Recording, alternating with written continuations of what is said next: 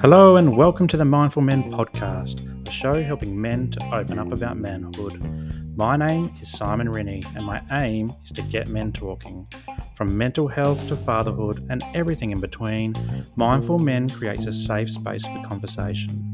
Now, before we get into this episode, I want to say a huge thank you for joining me. It means a world for you to join me and talk about men's issues. And if you love what you hear, please subscribe and share the episode with your mates.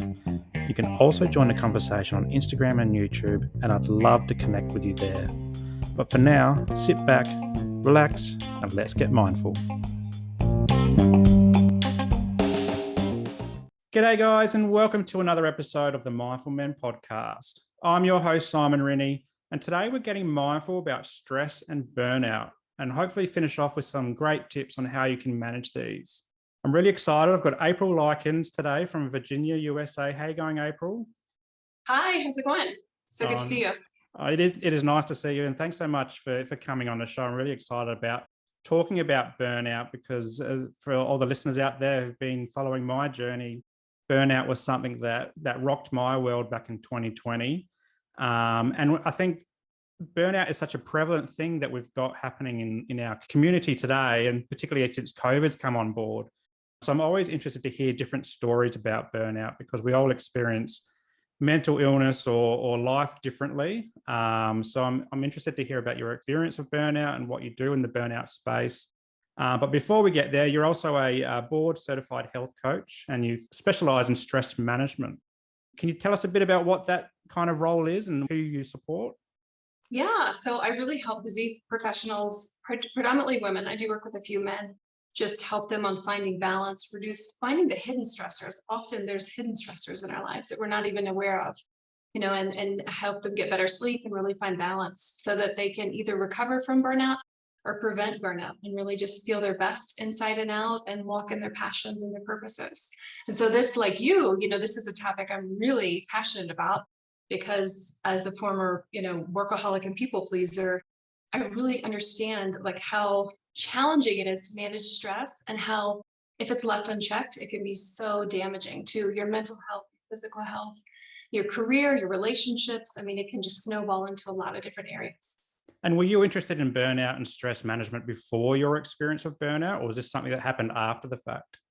I really wasn't. No, I've been into the health and wellness space probably, I would say 15 plus years. So it started back when my dad was first diagnosed with a really aggressive prostate cancer. He was young, he was 49. And at the time they gave him like a 50-50 shot of survival. And we were really close. So he was like the kind of dad that was a coach and a mentor and a guide and all the things. And so, of course, naturally I was devastated, to hear the news.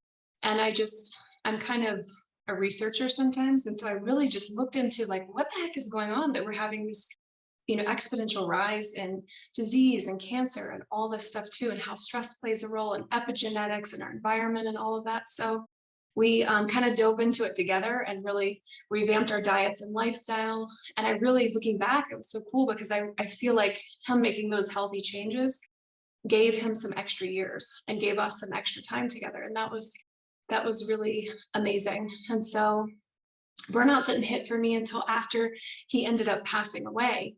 And, so I think sometimes if I'm honest, when we're going through hard things and emotions that we don't want to feel, it's really easy to turn to things, to cope. And that can be workaholism. It can be food. It can be alcohol. It can be binge watching Netflix, shopping, addictions, any number of things too. And so though I had made those healthy changes with him after he passed away, I kind of reverted back into my old habit of workaholism, just to not have to deal with the grief, and the emotions and the things that I was feeling. So I was just burning the candle at both ends for a couple of years. So working really late, like 1, 2 o'clock in the morning, not eating consistently, not working out consistently, just kind of all over the place. And it caught up to me.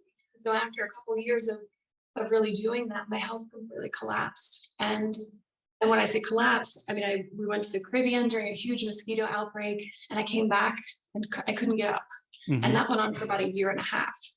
And so dozens and dozens of doctors trying to figure out what the heck was going on with me? And it was a really dark time too, but, and not being believed, and not having experts, anywhere from cardiologists to cancer doctors. I mean, the whole gamut, trying to figure out what was wrong with me, and they couldn't figure it out. But it was a dark time. And that, so it was, eventually I got hooked up with a health coach, and kind of by accident, and she had been through a health collapse. And so she understood what kind of sort of what I was going through. And she was just 100% for me. And so that was life changing for me. And that kind of planted the seed years later that I ended up deciding to be a health coach. Looking back, I really feel like, that stress and not taking care of myself for those couple of years as I was, just walking through that grief, really tore up my immune system and kind of set me up for this whole cascade of chronic stress. But I think, with burnout, and I'd love to hear your opinion on it too, but I think there's this misconception that burnout just like hits you, out of left field. And it's like, wow, where did that come from? When reality is there's a series of a lot of things stacking up over time that eventually it's just, you get to a point where you've just had enough. Yeah, it's an interesting comment because, like, before I experienced burnout, you hear it in the workplace, and a lot of people think of it just as a workplace stress. And Mhm. and you hear someone say, "Oh, I feel burnt out," or whatever, and you kind of, unless you've experienced it, you just disregard it. And that's what I used to do. I used to go, "Oh yeah, you just don't want to do your work today. You're not feeling like being at work." But then, as you say, it's almost like a slow burn of a candle Mhm. at both ends, and it happens for a long period of time. And unless you deal with that stress, or you have the release and you get the help that you need, or you identify it early, for me, it ended up in complete hitting a brick wall, and I couldn't function. I couldn't think straight. My head was in a cloud. I was tired. I was grumpy. I had lost faith in the work that I was doing, and the joy in life, really. And it wasn't until going to the doctor, and I'm glad you found out that person who kind of got what you were going through, because I went to my GP, and I was saying what was happening to me, and he said, "This is burnout, because I've been through that and I know exactly what you're talking about." And then I was able to get that kind of help. And it's interesting because recently, and that happened in 2020 for me. And then recently, my doctor's now been on some long-term leave. And so I went to see a different doctor, and I was talking about burnout again because I've been feeling burnt out earlier this year. And Mhm. he disregarded it like I would have disregarded it previously. Like, oh, like, are you just feeling a bit stressed at work or whatever? I'm like, no, I feel burnt out and I've been through it. I know what it feels like. I know what it is. And he Mhm. said, well, it's not really a medical thing, burnout. And I'm like, really? Like, what the other GP told me it was, and I got some great help, but your view is so different. And it sounds similar, like going through the hoops with different specialists or doctors trying to figure out what's going on, and no one can quite pinpoint it. But it's not until you find someone who's experienced it or knows about it that you can actually get some answers. Yeah, yeah. So I had other things going on too. So I had Lyme disease. I had a mosquito illness from the Caribbean trip and all that stuff too. But a lot of my symptoms to the burnout kind of hit before that for me. Mm. And then the physical symptoms were just crazy, similar to yours. I wasn't sleeping. I had insomnia. I couldn't think straight. I actually couldn't finish my sentences. I couldn't understand what you were saying to me. Laying in bed, twitching at night, I had chronic pain all over. My hormones went out the wazoo. So I had severe cycles. And it was just everything went haywire kind of all at once. But to your point, and I love that you mentioned that, because I think, it's not always easy to put ourselves in other people's shoes until we've been through Mm. something similar. And it just gives you a completely different perspective on that. And you're able to, just have empathy for the things that other people are going through. Burnout is huge right now too, and I'm such a firm believer. Although I mean, this was a whole nightmare for me to deal with, my losing my dad, and then this whole years, because it took years for me to pick up the pieces of my health. I feel like there's always a silver lining for everything that we go through, and there's purpose in the pain, and that often those hardships can be fertile ground for growth for us. But not only that, if we're willing to kind of lean into them, they can be a huge source of hope and encouragement for others. Yeah. Now, we'll talk a lot about burnout today, and I'm really excited about the chat. But I want to get a bit more about who you are as a person and where you grew up. Have you traveled around the world? What's some of the cool things that you've done? And maybe a bit about your dad, because your story is grounded in your relationship with your dad. Gosh, that's a blank canvas of like what to tell you. So I grew up in Virginia. I was actually born in North Carolina. I grew up in Virginia, and near DC for half of the time, and then here, right in the center of the state, which is actually in the Blue Ridge Mountains. It's really beautiful here. The mountains are all around us, and they look like they sound. So they are blue, and the sunsets are really incredible here. So it's kind of a smaller area, but it was a culture shock for me as a kid moving here from DC when I was 10. I was like, where the heck are we? So that was different. But my dad, I would say similar in some ways, in that my personality is very much like him. I look like him, as more so than the other kids. I have his skin tone, his eyes, all that stuff too. But the man was brilliant. There was nothing he couldn't do. So he moved here to start an engineering company, and then went on to just teach himself how to write software, saw a need there, sold software around the world, did some really incredible things. And I did not get that engineering, like science mind at all. He was a very generous person too, so he was very giving. And I'll never forget us taking a trip back to DC. I think it was either in high school or in college. And we, DC's crazy at times. And there was a homeless man that came up to us and said he was hungry. And I mean, without hesitation, my dad didn't even hesitate, and he went right into Starbucks, and he tried to bring him in there with us. And they, of course, said, no, you can't come in. And I remember thinking, like, why? He's with us. He should be able to come in. Why does it matter? But they wouldn't let him in there. So we bought him food. And I kind of, in my mind, expected him to buy him food and then hand it to him, and we'd be off on our way. But he gave him his food, and we sat down and we had lunch with him. And that just kind of marked me. So he was very humble and very giving, and he did quiet things like that often. That sort of kind of marked me growing up. But I was a daredevil kid. I played sports year round. So lots of different sports: basketball, volleyball, ran track, and played softball. I probably would have played football here if they would have let me, but girls couldn't play that here. But I liked the high contact sports. So lots of injuries, concussions, all kinds of crazy stuff. So I have traveled the world. My husband's a doctor here. We've been all over the Caribbean, all over the States. We've been to the coast of Italy and Rome. And I'm trying to think where else. Paris, lots of fun places. Greece is the everything. Wow. I feel like, no offense to you guys or anyone for that matter, but it's like the sunsets in Santorini. I feel like once you've been there, everything's kind of downhill from there. It is just a magical place. So I think Santorini is probably my favorite. What else? I'm terrified of heights, terrified of spiders. I don't like public speaking. So this has been a stretch for me, which is fun. And I've been skydiving. So though I don't like heights, I've been skydiving. And that was just a bucket list thing that I was like, you know what? I've got to check that off. And I was totally good until, like, have you ever been skydiving or know anybody that has? No, I am absolutely terrified of heights too. And my son laughs at me every time I'm on a ladder, and he's 5. So I'm getting it from a 5-year-old. But I've often thought about, what is it like for someone who's so petrified of heights to skydive? Yeah, it's weird because, first of all, you're up so high that you don't really have a frame of reference for height at that point. But it was my idea to go. We took my brother for his birthday, and then my husband went.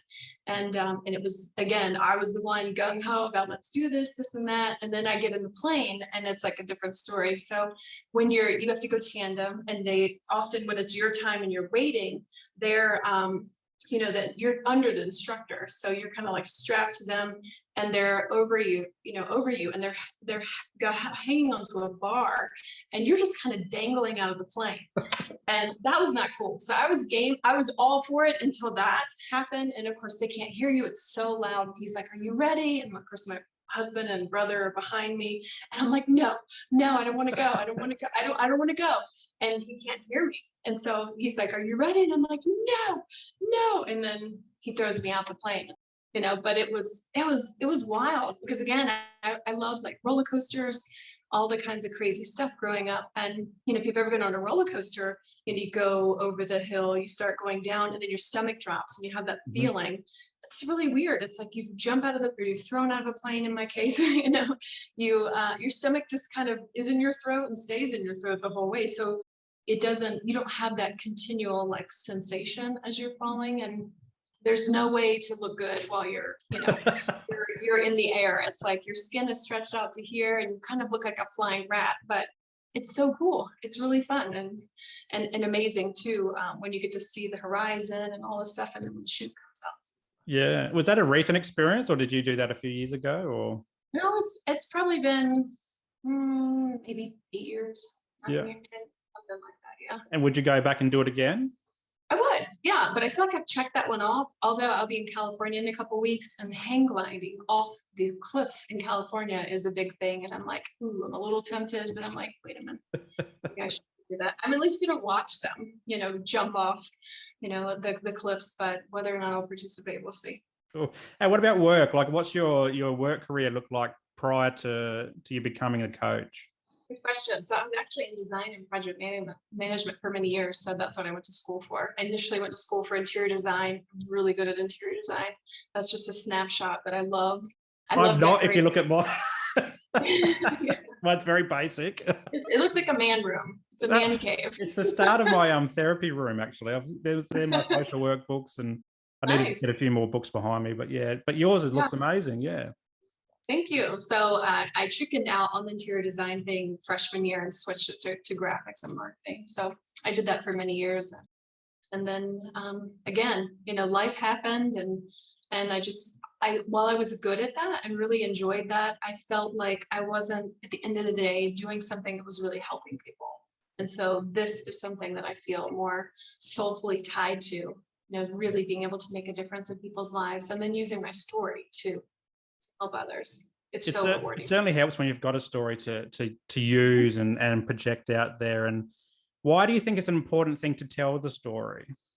Well, I think we all have challenges that we go through, right? And I think there's so much of us spend, I think, a lot of our adult years trying to hide our scars and hide the hard places in our lives. And we've all got them. And I think when you can let go of trying to manage that, and you can just be real and transparent, you have that ability to really connect with others in a deeper, meaningful way, and you have the ability to really make an impact. I think it's hard to make an impact without being transparent. So people are going through things, and like we're talking about, I mean, burnout and stress and mental health, all of it is just skyrocketing. And so I think it's important to share your story and to talk about it more. And I know it's even tougher for men to be able to talk about that. So I really applaud you for breaking those barriers and being willing to talk about it.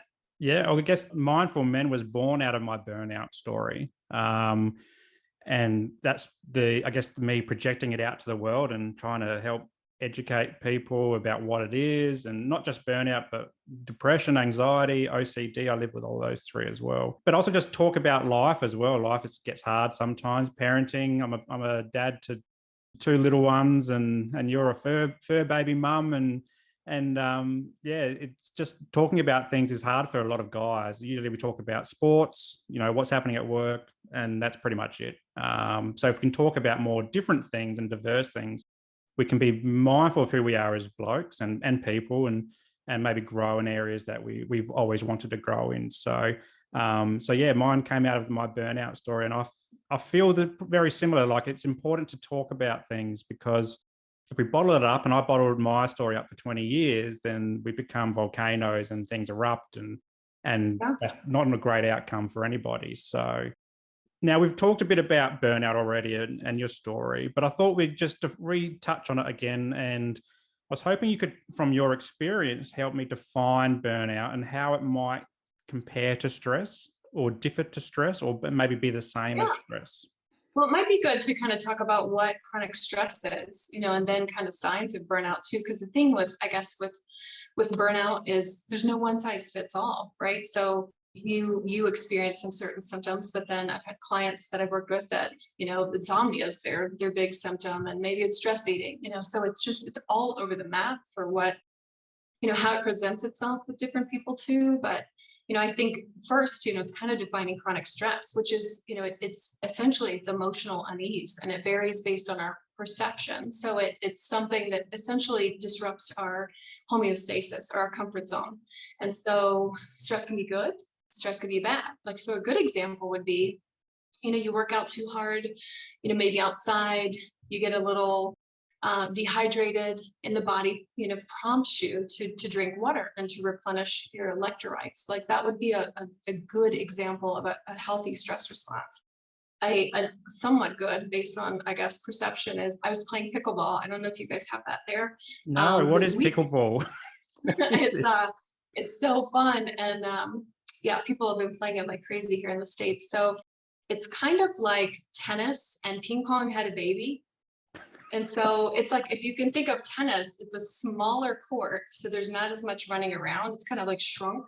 And then you have a paddle that's totally different, and a wiffle ball. Do you know what a wiffle ball is? Like in No. sports, it's that's what we call them here, but they're plastic and they have holes in them. So it's not at all like a racquetball. It's not at all like a tennis ball. It's really weird. But again, you don't have all the running around and that sort of thing. So my husband, nailed one at me, and I, went to get it, and I totally pulled my calf muscle. It popped, I don't even know what I did. So I think I actually tore it. It was pretty bad. So I've been limping around since Saturday. And so, but that's an example of a somewhat positive stress response. So in that, my leg was injured. My body responded through bruising and through swelling to kind of take care of the area in that too. And so I've been riding around on a scooter here and hopping on one leg since Saturday. But I've been racing the scooter, and I've been getting that thing as fast as I can go and take, wheelies around the corner and stuff. So it's, again, a lot of stress is perception. So I could view it as like, this sucks. I'm hopping around on one leg and I'm riding around on a scooter, or I can race around in my house and I can see how fast I can go. So, that's the thing with stress is, it just varies based on your perception too. But the thing about stress, and what recent studies have really shown, is that it's not the stressors in our lives that are so dangerous to our mental and physical health, but it's our perception of them. So it's what we think of the stressor and our response that's crucial. And then learning to respond in a way that doesn't completely damage our health or, our peace, our mental health, all of that too. So stress in itself is, as you know, it can be a good thing, but it's part of the survival mechanism, that fight, flight, or freeze. It's designed to just protect us from harm and all of that too. So, but like we were talking about in the beginning, it's one of those things that it can cause a chain reaction and a domino effect in your life, where one thing can kind of lead to another thing, which can lead to another thing, and lead to a health collapse or burnout and that sort of thing too. And so, warning signs of burnout vary based on, the person. And so it can be feeling chronically exhausted and tired all the time, fatigued, increased anxiety, depression, sleep issues is a big one. I see often with people that's a big sign too. So either you're wrestling with insomnia, you're having trouble falling asleep, you're having trouble staying asleep. Stomach issues is another big one too with stress, that, IBS or just stomach aches can be a warning sign to kind of look out for. Chronic pain, chronic headaches, that's another big one too, because stress disrupts the gut microbiome, and that can cause more inflammation. So often pain levels and things can rev up to increased cravings, like we were talking about earlier. And that one I see a lot with clients is this wired but tired feeling, where you're exhausted and you need sleep like nobody's business, but you're also feel just amped up at the same time. And it's really kind of hard to function, and relying on excess caffeine, alcohol, that sort of thing. And just like you were talking about, some of your symptoms of just feeling like apathy, and not having the joy and the peace and that fatigue. So it just depends. That there's a lot of different warning signs for people to kind of look out for, that maybe they're headed in that direction. Yeah. So traditionally, burnout's been something that's considered a workplace stressor. So when burnout happened for me, and there is an episode on burnout in the podcast, if any of the listeners want to go back and listen to that, highly recommend it. But in a nutshell, I was a full-time worker, 9-to-5 job, high KPI environment. So it's like a production line of work coming through. I press on a computer as well. So I was sitting all day. I'd started my Masters of Social Work. So I was doing that part-time outside of work hours as well. And we just had a baby. And so we're going through new parenthood. And then we had COVID as well in 2020. So we went into lockdown. So we couldn't leave the house, and we couldn't leave or our local area. We can go for a walk around the park, but that was it. But all the gyms shut. I was going to the gym and that had to shut. And we were home all day, every day for I think 5 or 6 months initially. And so work was at home in this very room, and then I'd walk out the door and there's kids. Luckily, we weren't doing homeschooling because the kids weren't at school at that stage. And then, yeah, it was just everything on top of each other. And that went for years. And then, yeah, it got to that point where I just stopped functioning. And it was a call at work. My managers were saying, Simon, your workloads are getting behind. What's going on? And I basically just broke out crying. I just couldn't do it anymore. And part of my, I guess, OCD as well is I have a really high bar of perfectionism. So everything I do has to be just right. Otherwise, it creates anxiety for me.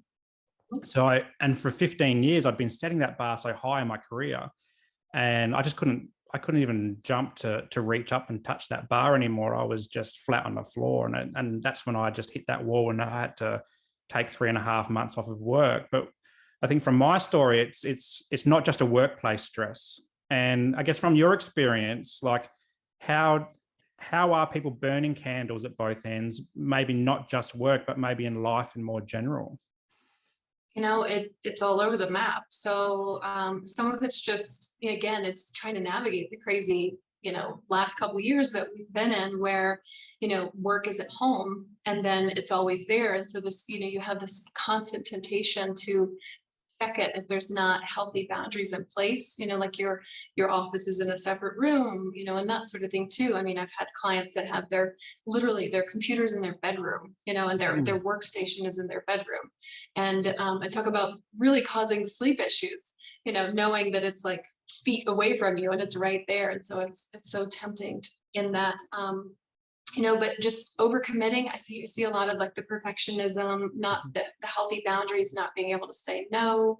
I mean, just stuff with kids. It's hard too, because at least here, I'm not sure. I know you guys have had way more intense lockdowns than we have here. But, the schools have just started again, but at the end of the school year and a little bit before that, it was just back and forth with childcare and schools. And so, for a lot of the people that I was working with, I mean, they never knew when their kids could actually go to school or not go to school because it would change day to day. And I work with a lot of really high achieving professionals, and they, that was hard for them to just suddenly, okay, childcare is not available today, and I've got a presentation, I'm meeting with my boss, and I've got all the things too. And so figuring out ways to kind of navigate that. And it was cool to see some of the businesses here, some of the big companies like step up and provide nanny service and childcare service for a lot of people, where in certain industries, they had a certain allotment of days that they could use a month or a week. So when these kind of emergency things happened, they had kind of a nanny on call that they could at least call, and have them in pretty quickly so that they could be able to do their job. It's been all over the place, but I see often, the perfectionism and the boundary piece with a lot of the clients that I work with. And, and that's something that I've struggled with too over the years. And I was curious to hear your thoughts too on the perfectionism, kind of where you think that stems from. Because mine's grounded in OCD. So for anyone who's listening who's not familiar with OCD, so it's obsessive compulsive disorder. And you have like an intrusive thought that becomes obsessive and you can't stop thinking about it. And it can be quite distressing. So for example, one of mine is, I'll give you the very first obsessive compulsive trait that I had was when I was 8 years old. I had another student in the schoolyard who said, Simon, if you don't talk for a minute, you'll lose your voice forever. So as an 8-year-old, I thought, oh, I don't want that happening, And so that became my obsessive thought, the fear of losing my voice. So I would hum for the next year all day. I would hum, like if I hadn't been speaking for a minute, I would do this small little hum. It's like, like kind of like that type of sound.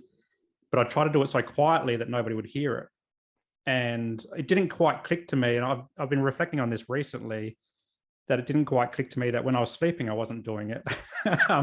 But this is the nature of OCD. It can be quite ridiculous when we think back on it and reflect on it. It can be quite ridiculous.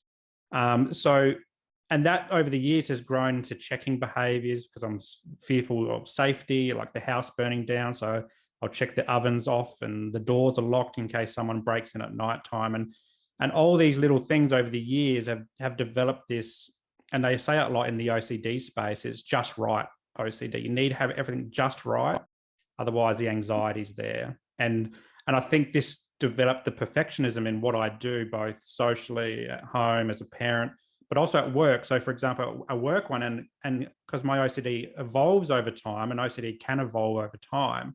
So for example, writing an email, something very simple, writing a work email, to so-and-so, have your content, and that's it. And then I'll put in the twos and the CCs and the BCCs and all that type of stuff. But for most people, that would be a 5 or 10 minute job, a simple email. But I would read over it so many times, 10, 20 times before I've pressed send, because I want to make it has to be perfect. Because if it's not perfect, then the person on the receiving end might go, well, Simon is it's lazy at his job if it's not perfect. It might have spelling errors or whatever. Or maybe the tone of the email might sound like he's yelling at me. I know a lot of people think about that when they read emails and stuff like that.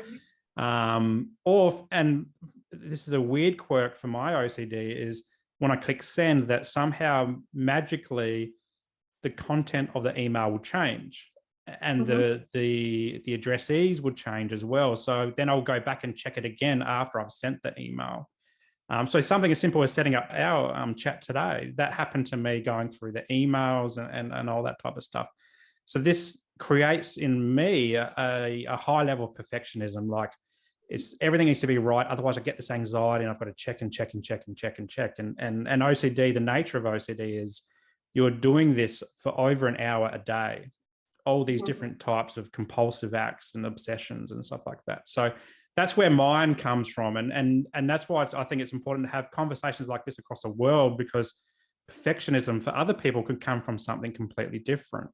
Which mine does, As I was listening, I don't relate to your story completely, but I do in the fear response. So you were saying the fear that the email was going to change, or there's a mistake, and what would people think of me in that, or if I've made a mistake. And to me, I have that tendency sometimes as well, more so in younger years. It's been working on it the last 5 years or so, but I think it stems in a fear of man for me, almost like a fear of, it's different than perfectionism. It's like a fear of failure or fear of perceived failure. But I think that and can tie in. It's interesting how perfectionism can tie into people pleasing. They're two different things, but they can kind of tie together.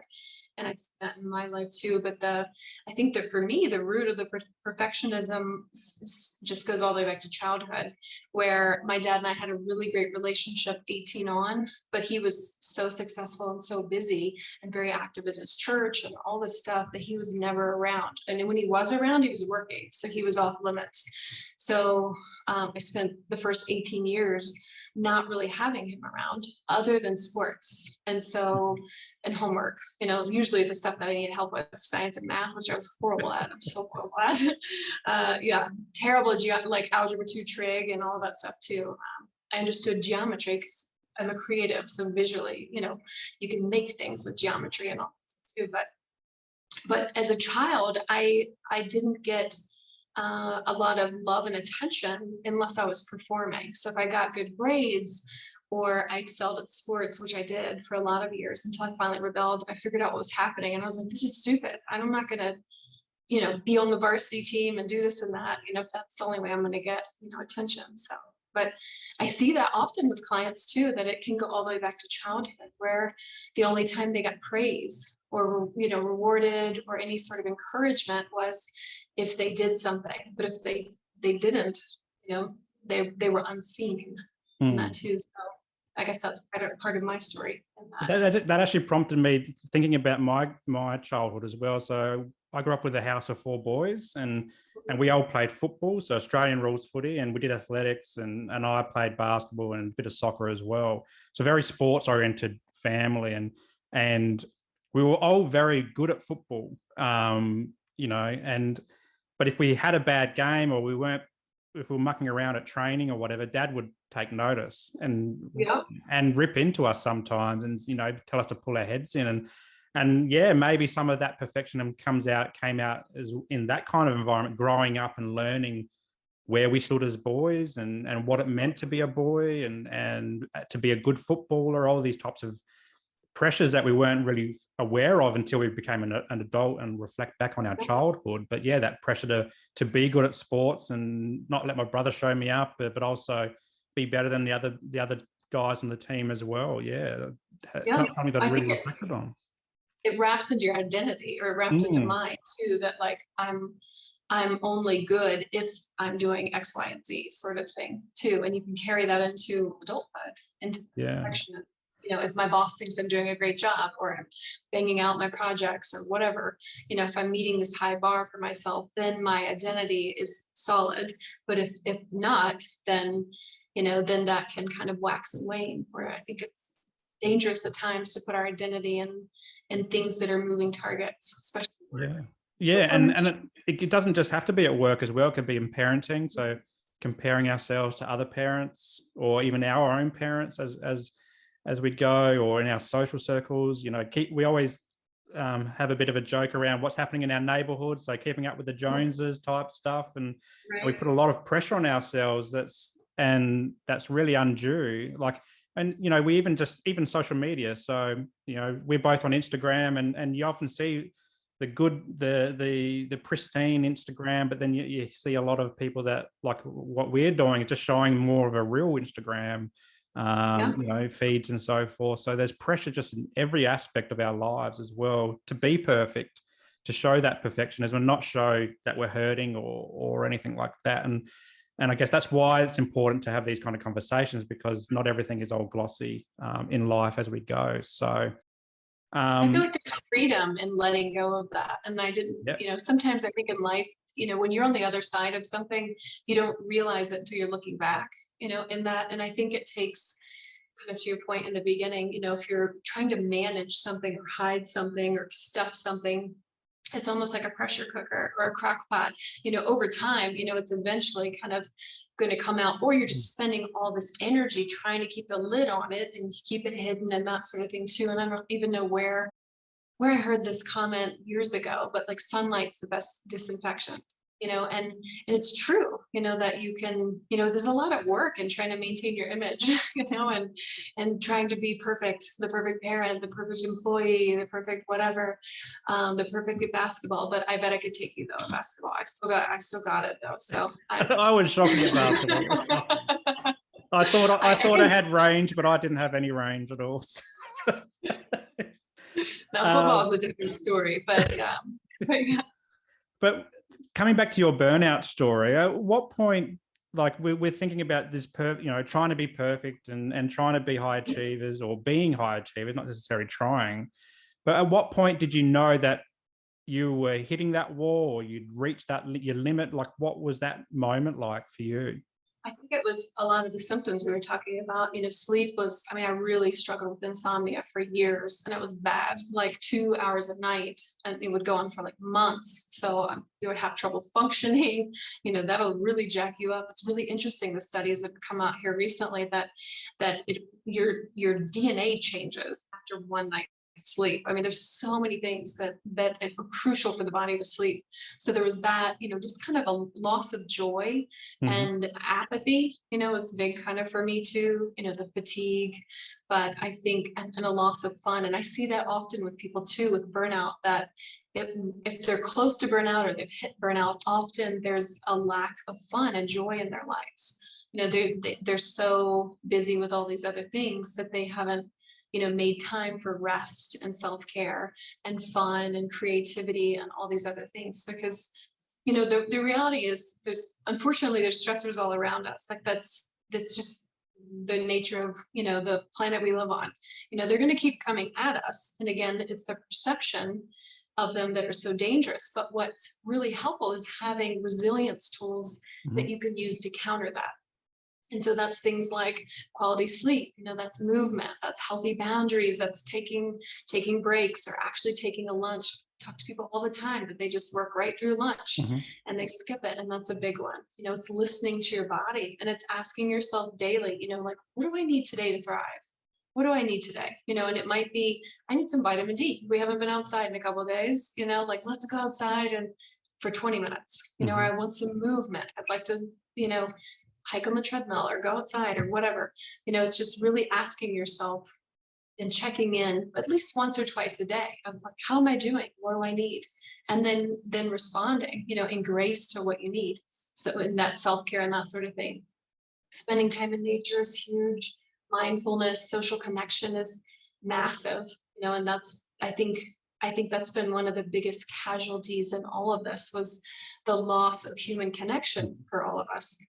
And studies are now showing that connection is tied to our longevity, and our immune system, and our mental health, and so many different aspects, that we didn't realize, because we're wired, to be in community.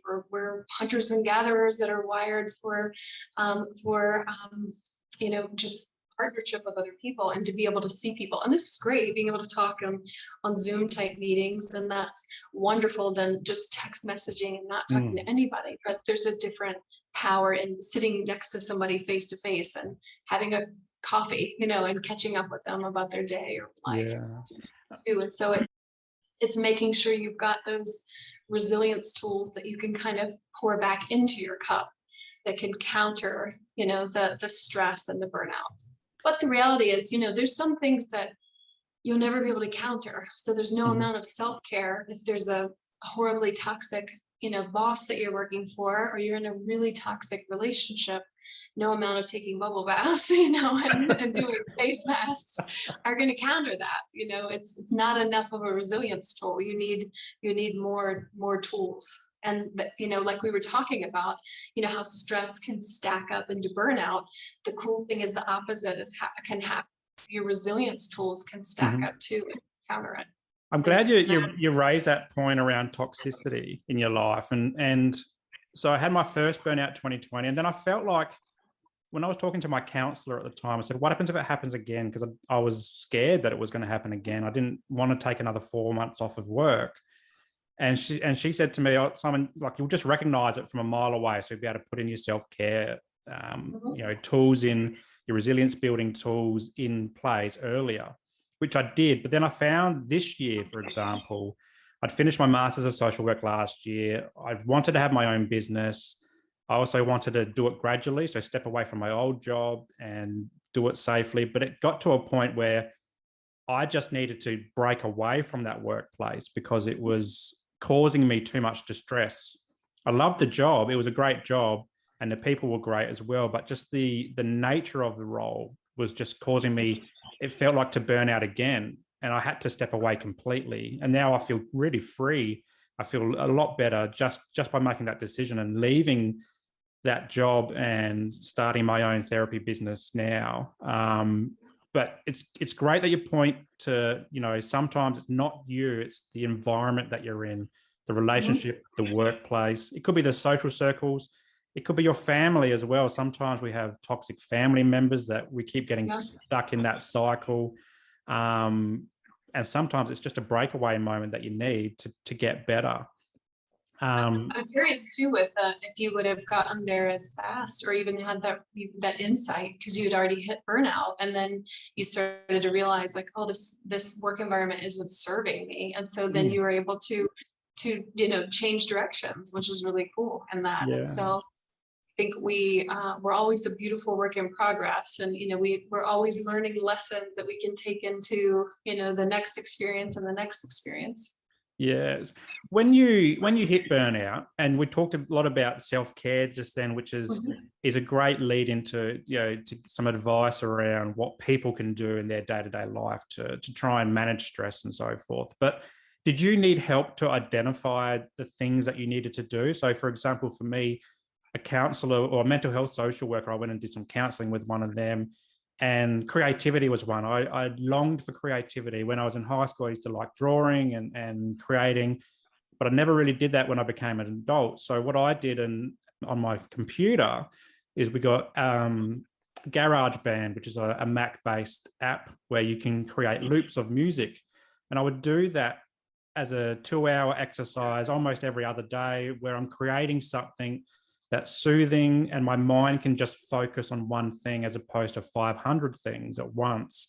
So that was one of my self-care activities that I needed help to identify and create that joy, but also tune into creativity again. And for me, then it was also going for walks and being mindful on my walks and mindful-based practice. Did you have someone that helped you identify some of these things for you in your self-care? Yeah. So the health coach that I worked with, I had at the time, I went through a lot of different integrative doctors too, trying to diagnose what was going on with me. So many of them were helpful. Took a while to find one that stuck. The rest of them really couldn't help me. All the other specialists and that sort of thing. So the integrative doctors were helpful in that, and the health coach especially, because she had been through that, so she knew what to look for and all of that. And so it's interesting. Yeah, creativity was something that was missing in my life too, and something I learned through the Institute for Integrative Nutrition too, because I was an artist growing up. So I was an athlete, an artist, and I just stopped making art. And so I feel like when you've done something for a lot of your life and then you don't carry that into, adulthood, it's almost like a piece of your DNA is missing. And so for me, it felt like, gosh, I've been creative my whole life, and then I just stopped, doing it outside of work, and design and that sort of thing. I had to do it, of course, for the job, but I wasn't just creating art just for the sake of joy and for myself, sort of thing too. So I got back into some of that stuff. My mom's actually a really amazing artist. So I've done some art stuff with her and different things, but just getting back into what is fun, and again, I think we lose that as adults, and I talk to clients about that often. And I'll ask them, what do you do for fun? And they just look at me and they're like, I work out and I go outside, and like they can't answer. But if you ask a child, hey, what do you do for fun? Like they'll just start, they don't even hesitate. They're like, I play with my trucks and I like to go outside, and then like I do this and I play sports, I play baseball, and they just rattle off all these things, and as adults, I challenge you to ask people that question, because they often cannot answer you. And I think that's a big missing piece for a lot of us, and it's a really important one in preventing burnout. I talk about it often, that rest is the antidote to burnout, that there's power in pausing, and that, in that pausing, that means being still, and resting, which is really hard for busy people and doers and type A personalities. And I'm all of the above in that, but there's really, and in fun, and making time for fun and joy and giving yourself the permission to have fun. That's something, I've worked with a lot of people in that too, that it's almost like they're so wrapped up in being busy and achieving things and doing stuff that, fun and rest seems like a waste of time, and really shifting your mindset to like, no, that's a part of self-care, that we can't pour and pour and pour and pour out from an empty cup and thrive. That's why if you're on a plane, they tell you put on your oxygen mask first, before helping others, because, if you don't, you're not going to help anybody. It's a recipe for burnout. So I think it's getting back in touch with what were those things that you enjoyed as a kid? What are those hobbies? And get back into those, however weird, if it's building boats or, model cars, or playing sports again, or whatever it is, doing art, tapping back into that part of you that really had immense joy. Is really, it's one of those big resilience tools that can help in a giant way. Yeah. And what's some of the daily routines that you put in place for you to I guess, to work through your burnout, but also maintain balance afterwards? Yeah. So rest, making time for rest and fun and play. We talked about that. Mornings are really important for me, being mindful in the morning. We've all had the mornings where you like wake up late and it's crazy. You'd hit the ground running and you're just trying to get out the door. And then the rest of the day is like, a crap show. It's ridiculous. And so, if you can just pause a little bit in the morning, there's a huge difference in being reactive and being proactive and being strategic with that. And so I have friends, bless them, that's not me, that get up at like 4 o'clock in the morning, and they like to read for an hour, and they'll listen to a podcast, and then they'll strategize their schedule and do all this stuff before their kids get up. And that's great. That works for them. But even if you could just have like 20 minutes, in the morning to drink your coffee or whatever you drink in the morning, maybe it's read something inspiring or listen to, the Mindful Men podcast, or get in a little movement, do a meditation, just something where you're being intentional to just create space for you and to pour back into your cup, as opposed to immediately waking up and checking your email and reading the news and all that stuff too. And I mean, it's hard to have a good day when you start off first thing in bed and you're like scrolling the news, it's all doom and gloom, right? So I think it's creating like a healthy buffer around your mornings where kind of a sacred space, even if it's 10 minutes of nobody can bother me for 10 minutes and I will, just recharge my batteries, that sort of thing too. Sleep, we talked about that. Sleep is a superpower to everything. I mean, your mental health, your physical health, the body is doing so many incredible things in the middle of the night. It's categorizing memories, it's wiping proteins that are linked to cognitive diseases and decline, it's boosting the immune system. I mean, I could go on and geek out on you on all that stuff. And so it's really important to make sleep a priority. And there's different seasons in life, so it's doing the best you can with the season you're in, but really aiming for getting that 7 to 9 hours of sleep a night, and in that sweet spot, because their studies are showing that 6 hours or less is when the negative things, the epigenetics, the genes that you don't want are switching on. It's changing your blood pressure, it's changing your blood sugar, I mean, all these things too. And so figuring out what your sweet spot is, what number do you feel your best. And so for me, I think it's a lot of times it's like 8.5 hours, that I need a lot of sleep. And sometimes you need more sleep than others, where it's been a tough week or you've had whatever, you're starting to feel run down, and it's okay, to give yourself 9-10 hours of sleep if that's what you feel like you need. As a nerdy tangent, I was researching this for a different podcast that I was on recently, and sleep. And I was looking up LeBron James, and do you know who he is? I mean, everybody knows who LeBron James is. He sleeps like 12 hours a night. And then he takes naps on top of that. So people joke that, if he's not playing basketball, he's sleeping because he makes it a priority. But my point is, you're starting to see people really kind of grasp the importance of sleep, where you're seeing CEOs talking about it, you're seeing athletes talk about it, because it really is, it's so crucial. If you want to thrive inside and out, it's hard to do that without quality sleep. It's like we were talking about, I think in the beginning too, is shifting your focus, in how you're viewing the stressor. We've all had common things happen to us, like traffic, right? You're headed somewhere important, and then there's a detour, or there's a wreck, or there's whatever, and it's a standstill. You can freak out, and sit in your car and bang on the dashboard and yell and do whatever and have a meltdown. Or you can recognize the stressor. Okay, it is what it is. I'll do some deep breathing. Maybe I'll call my mom. I haven't talked to her in a while. I mean, whatever. I'll listen to a podcast. It's about that, again, switching your focus and seeing it from a higher perspective too, but also asking yourself, what's the gift in the challenge? What can I learn through this? Because even in the hard places, there's still something that we can glean from it, whether there's one good thing or it's just a lesson. Learn from it. That's been really powerful for me. And I'm not naturally wired that way. I'm a realist who wants to lean like a pessimist. So I've had to work really hard over the years in that area. Making time for movement is so crucial, and de-stressing and preventing burnout. And it doesn't have to be like, I have to work out an hour every day, or even 30 minutes. The studies show that all movement is beneficial to the body. So if you've got 10 minutes, move for 10 minutes, take a walk around the block, that sort of thing. Even better if you can get outside.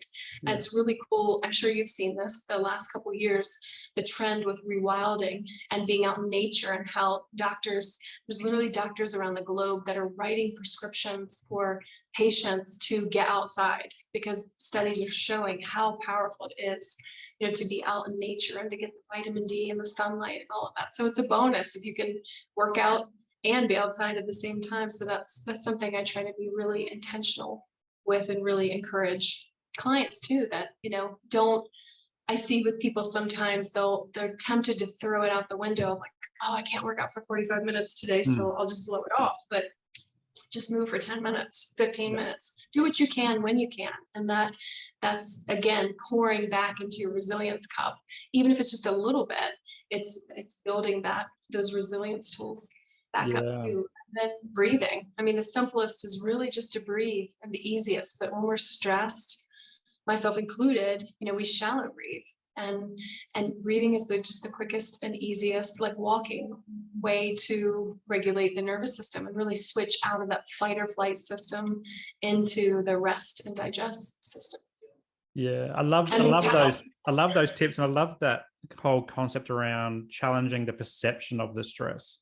But why are we stressed, and rediverting it to something that's more helpful, something grounded in mindfulness or anything like that. It's just really powerful, and you can do that on the go. A lot of parents, for example, so we've got 2 little ones, so we're always on the move. We're always trying to entertain kids or keep them from being grumpy, trying to feed them or whatever, and you don't have time. But finding time, even if it's to go out for a walk, your partner can take care of the kids while you go for a walk, or do some meditation, read a book.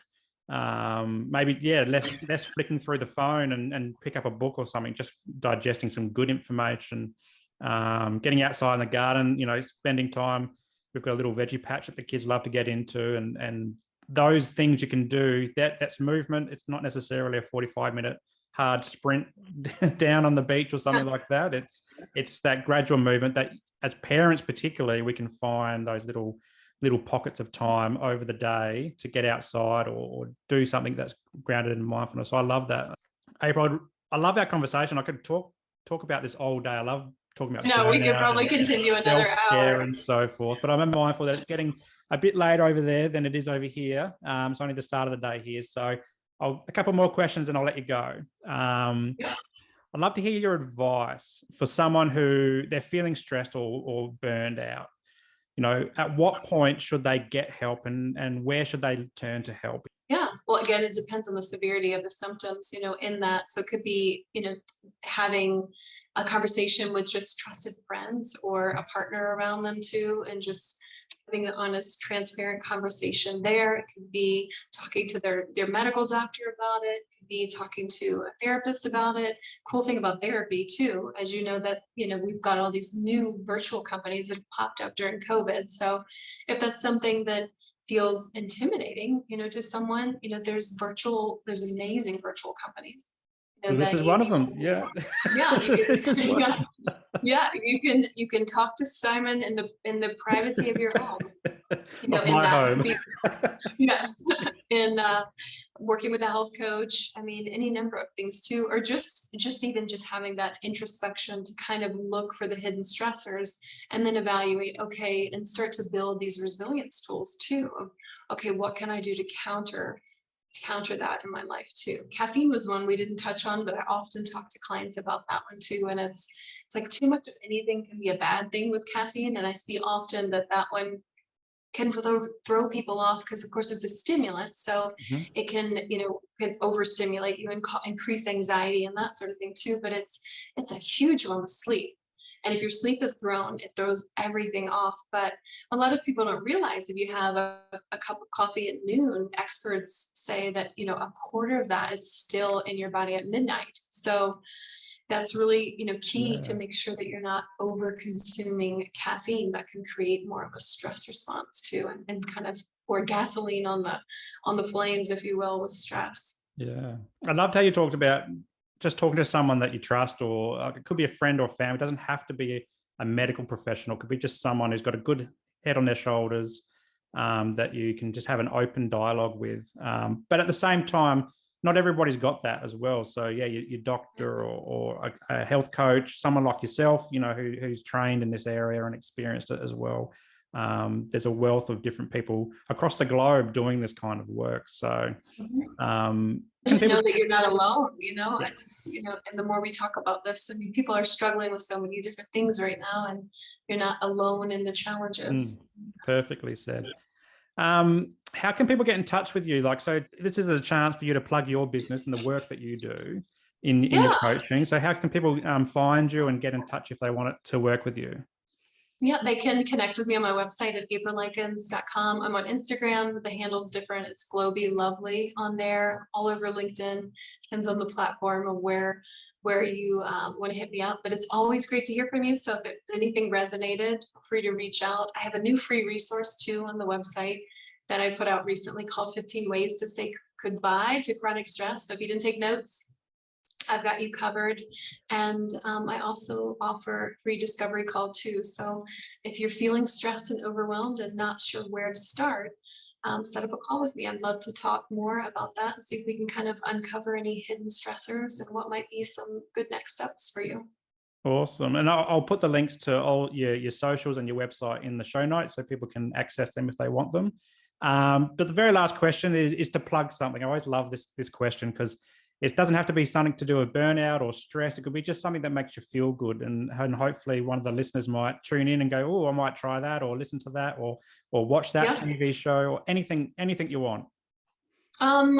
I have been into heart rate variability and biohacking lately, and that it can be a wonderful tool for de-stressing. I love the company called the Heart Math Institute. They have a really awesome device that you clip onto your ear that helps to track your breathing and your heart rate. And the key with heart rate variability is just like it sounds. You want to have a variation between your heartbeats, and you want it to be to have these big loops when you're able to see it in that. And so it's interesting. There's times where I still wrestle with my sleep, and my husband is the type that he loves, if it doesn't blow up or some sort of action thing, like he doesn't want to watch it. And in the evenings often we're watching stuff, and I'm not gonna lie, I like that stuff too, but I'm also highly sensitive and I'm an empath, so I absorb everything. And so I set off an experiment recently just to see, because my heart rate variability is usually pretty good. And the cool thing about that is it's kind of like your weight set point. The more you work on it, the more you can reset it, and your stress response gets better and better and better. It's kind of like deep breathing or meditation on steroids. So it's fast. You can be in code red, and then you just do that for a couple minutes and it resets your entire nervous system. But I was curious, it's like, okay, why am I not sleeping well on these nights when there's like more action shows going on or whatever? And I brought it out, and I started doing it while we were watching the show. And it was really interesting to me that my heart rate is like 100% in the green, when things are normal. But then the second something really dramatic starts to happen, it tanks. It goes right into like the red, and I'm not even consciously aware that my heart rate is changing and my breathing's changing, but it is. And it's enough that it will throw off my sleep. Not that I have trouble falling asleep, but it raises my cortisol level, and I wake back up at like 1, 2, 3 o'clock in the morning sort of thing too. So wow. It's just an awesome device. It can help you sleep better, and it's wonderful for sleep and stress and PTSD and all kinds of cool things. They have lots of studies on it. It's through the Heart Math Institute. Cool. I'll grab the link from you for that as well, if you don't mind, and we can put it in. It sounds really interesting. So, April, thanks so much for your time this evening for you and this morning for me. I really do appreciate you coming on and sharing your insights into burnout and what you do and your knowledge and so forth. So thanks so much for your time. Thank you. Yeah, thanks so much for having me on the show. And you're right, it's such a powerful conversation. We could have chatted another hour, but it's getting late here, and you've got a whole day ahead of you. So we'll have to connect again. Maybe dive deep into sleep or something else exciting.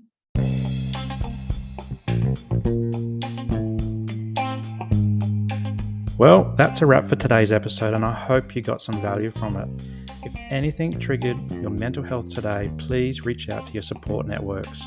Also, if you loved what you heard, be sure to subscribe to the show and share it with your mates.